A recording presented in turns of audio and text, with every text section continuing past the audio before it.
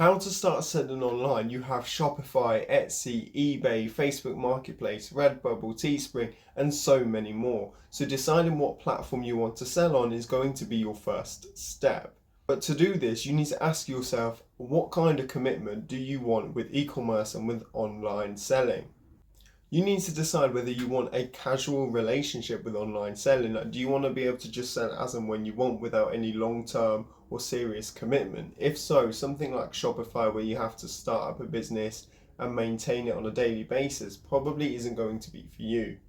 On the other side of the scale, you might want a really serious relationship with e-commerce and online selling. You might be ready to start a business. Like, are you ready for that long-term commitment? Are you ready to put the work in and put the effort to make it work? Are you ready for the late nights, the early starts, and to grind with no promise of real results? Once you've established what your approach will be, it will make it easier for you to pick a platform. And once you've picked a platform, you can move on to step 2. Now, if you're still unsure what kind of platform that you're thinking about going to, then do check out my Shopify versus Etsy video, and that will give you a little bit of the insight into each platform, what it's best suited for, and the pros and cons of each. Step 2 is to pick your niche and your product. Now, there are different ways to go about this. I would pick a niche that you are knowledgeable about and that you're passionate about already. It might be the case that you and your partner recently planned a wedding, so you have all this wedding knowledge and this knowledge about what's popular, what are the current trends, and you can apply this to your e-commerce journey. Check out my winning niche video, it will be up here somewhere, but basically one of them was actually the wedding niche, and looking at the reviews and the prices of items, doing some simple calculations, the sellers were making a lot of money. Just simple items like this are making close to £50,000. Moving on to find a winning product, you can use product research tools such as Ecommerce, Dropispy, or DropShipRabbit and to find potential winning products. Now, these will give you the tools to basically look into the statistics and give you suggestions on products, and then it's from there that you go and decide how to market these. Will these suit your platform? Will these suit your business? And you can go from there. Now, I'll add the links to the platforms in the descriptions below if you're interested. And do check out my comparison videos where I compare a couple of the product research tools. I'll stick that up here somewhere and I'll put a link in the description.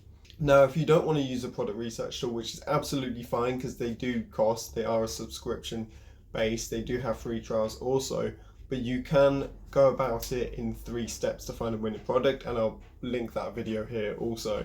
Now, your product needs to be able to work on your chosen platform. Now, if your product is, for example, is your own vintage clothing collection, this will work really well on a platform such as Vinted, but won't work on something like Redbubble because that's print on demand and you're not going to be able to overlap and sell those items. So the product and the niche that you're choosing has to match your platform. Now, step 3 is to drive traffic to your platform or to your website. Now, there are many ways that you can drive traffic. Maybe you're using influencers, Facebook ads, TikTok ads, word of mouth, Pinterest, forums, or SEO, which stands for search engine optimization. Some platforms such as Etsy, eBay, Redbubble, and Vinted will drive their own traffic, and then you basically optimize your keywords and optimize your tags to be found in the search results. Whereas sites like Teespring or any Shopify store, you'll need to find a way to drive your own traffic. Once you start driving traffic to your items, to your listing, to your website, this is where you'll start seeing conversions, and this is where you'll make sales. Now, if you're seeing traffic and you aren't making sales, then you need to reevaluate. Now, you need to basically analyze your listing, what's working, what's not working, and basically reassess the situation. Now, if you're on Etsy, do check out my video where I talk about how to optimize your listing, because this is an absolute game changer.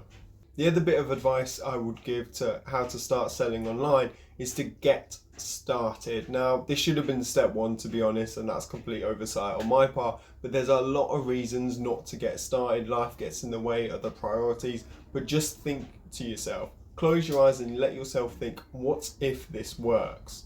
How will selling online change your life? And use that as motivation. You have the tools, you have the motivation, use your unfair advantages and get started. That's all from me, folks. Whack-a-mole that like button, subscribe to the channel if you learned something new. I post every week without fail, and if you have any questions, do hit them down below because I'll answer every single one of them. And I appreciate every single one of you watching, and thank you so much, and I'll see you in the next one.